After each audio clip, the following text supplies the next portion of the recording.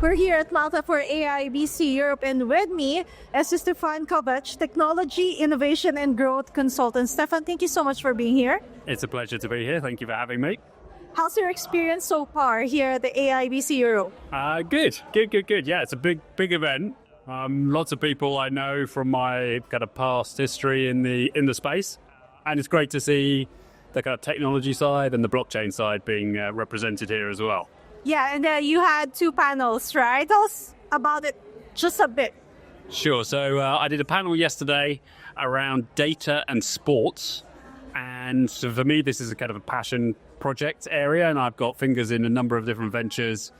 And really, the fascinating thing for me is around a sports IP, like a football club, might only have data on 5% of their fans. So there's 95% of their fans who could be anywhere in the world if they're a big club. They have no idea who they are, right? Because they're consuming games via a broadcaster. The broadcaster owns that relationship. They're following it on social media. The social media company owns that data. Or they're buying merchandise and no one knows. There's no data track for that. So it's how do you use things like Web3 and NFTs as a form of ID and showing your loyalty, because there's no greater loyalty than a sports fan, at the top end of the funnel, and then converting that down into data and ultimately monetization. All right, now I have a question about that. I used to be a sports producer, and we know some club owners or managers who maybe you see some hesitation in terms of, getting into Web3 or really integrating NFTs in their, platforms. What can you say about that? Yeah, so the industry hasn't done itself any favors, I would say. It's a new technology. So as with all new technologies, there's a adoption curve. And I think with blockchain, because of the crypto token aspect to it, that gets kind of amplified, okay? And with something like an NFT,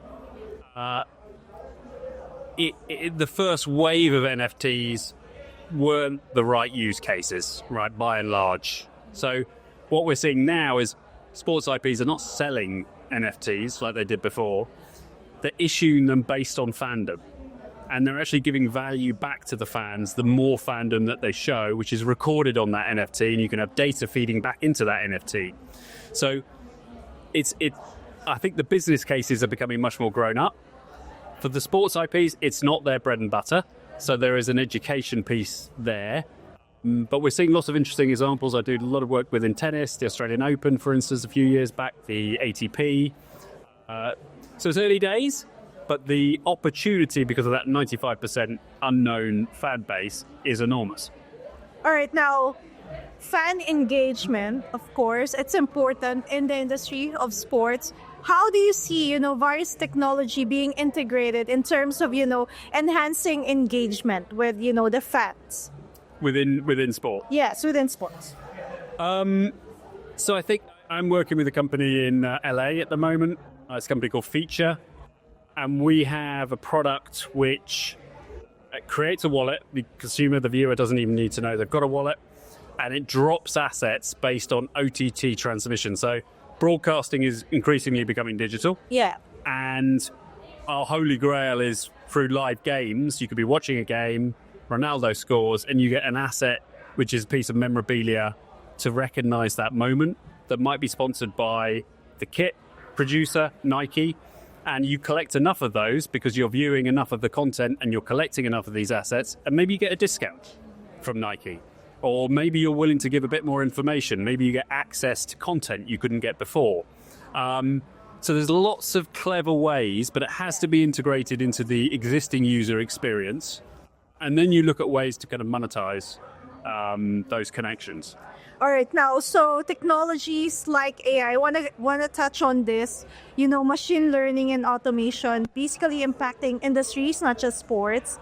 But I want to ask you, which of these trends do you believe will have, most transformative impact on businesses? In general or within sport? Well, in general. In general. I mean, I think we're in a very interesting time where there is a coming together of lots of different technologies. Yeah. Probably completely unprecedented. It will make kind of the internet revolution look quite pedestrian. And I think this is happening at speed, right? And, with the likes of Musk coming into government in the US, etc., I think that's only going to be expedited. I I think all of these technologies have different roles to play. AI, I think at the moment is probably a little overhyped in terms of its current, the prices that are being shown in the stock market, etc. At least in terms of its current uses. But it clearly has it's a foundational technology that will be transformative. I think more on the back end, more on the kind of data analytics side of businesses necessarily than the consumer facing.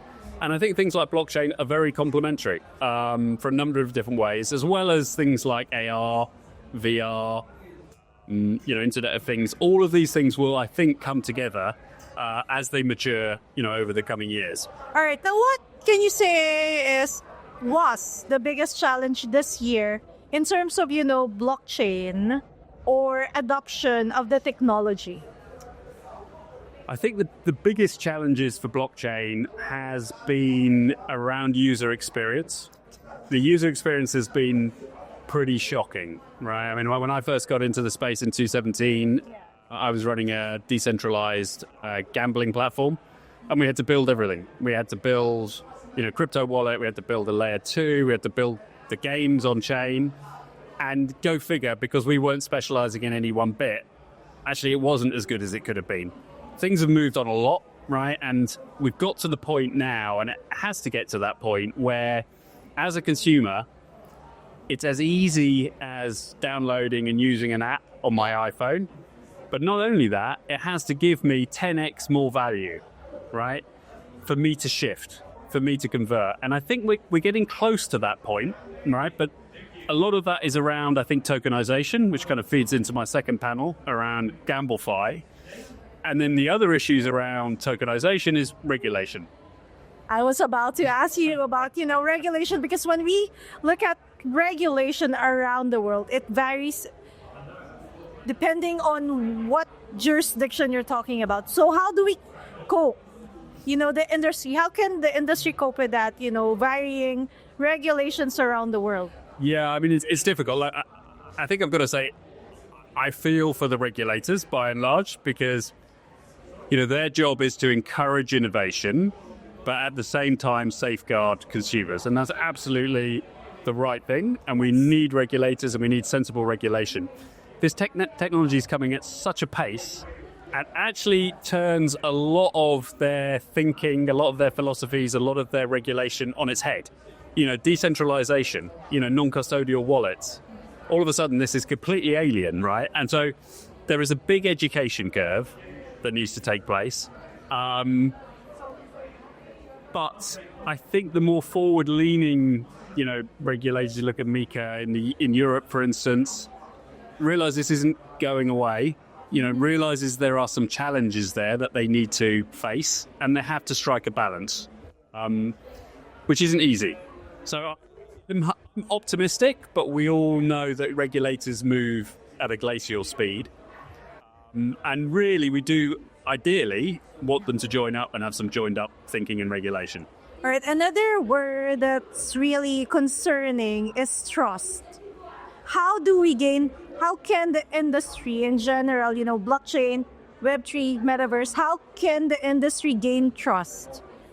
Yeah, it's a good question. I mean, it's slightly ironic because the technology itself is trustless in that you don't have to trust anyone, right? And if you look at something like Bitcoin, yes, there's been lots of Bitcoin hacks, but that's because they've been on centralized, servers, centralized wallets, etc.